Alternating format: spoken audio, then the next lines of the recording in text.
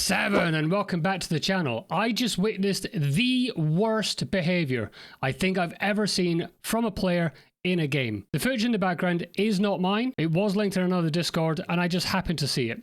So I thought I'd reach out to the LMU developers and seek some clarification on the reporting system, and trust me, they were more than happy to oblige. In this footage, you will see so many players have their race absolutely destroyed because some random guy on the internet got upset, couldn't hold his own, and threw his teddies out the pram, and rather than being a grown-up and just leaving the server, decided to take a childish route and ruin everyone and anyone's race that were unfortunate enough to come close to him on the track. I think you will all agree that this behavior is absolutely disgusting and does not belong anywhere near our games. Now, I won't name and shame the individual as it's not my place. However, the original video is linked in the description, so go and check it out if you want. But thank you very much to the original video creator for allowing me to use it. Very kind of you. I do appreciate it. Over the last few weeks, I've consistently seen a lack of clarity with regards to the dispute system in Le Mans Ultimate, and understandably so. So I want to do a quick video, kind of like a public service announcement to clear things up for people, because I'm just that much of a good guy. It appears that the majority, or certainly a good amount of people, think that the reporting system in LMU either doesn't work, or more importantly, is only for those that subscribe to Race Control Pro or above. Now, I do understand where that's coming from. It's not very clear on the membership page, but I'll get to that in a second. So the reporting at LMU, it does work, and you should do it. Doesn't matter if you're on Race Control Lite, Pro, or Pro Plus. You should absolutely be using the dispute system. Now, the wording on the memberships is unclear, and I think that does need to be tied up a little bit just to remove any confusion. But again, as I've said, I'm that good a guy, I'm going to clear it up for you right now. On the memberships, it implies that the disputes can only be raised for paid subscribers of Race Control Pro and Pro Plus, and only for online championships. There is no mention of daily or weekly races. However, this is not the case.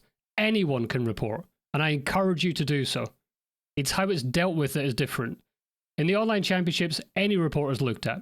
But for online daily or weekly races, the safety rating system is designed to police incidents, but players are free to file a dispute. And I encourage you to do so.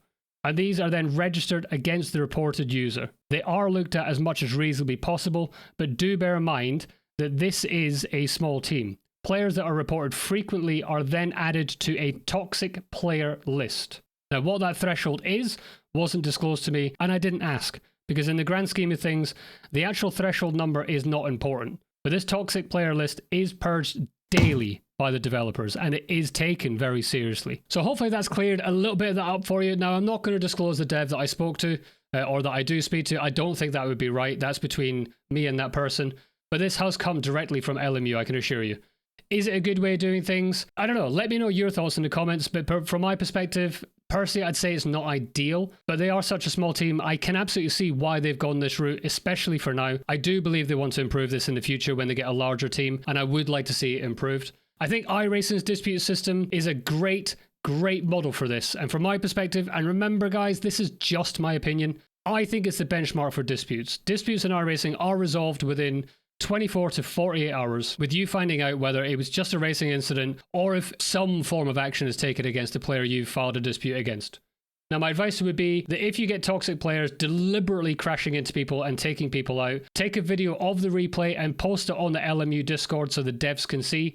Then they'll be able to take proper action quickly and report that player with as much information as possible. If you have people just taking you out anyway in general, file reports, file disputes, because remember, if players are reported frequently, chances are if they've done it to you, they're doing it to other people. They will end up on that toxic player list and then action will be taken. If you don't file a dispute, nothing can happen. You can't expect to take no action yourself and expect LMU to take action for you.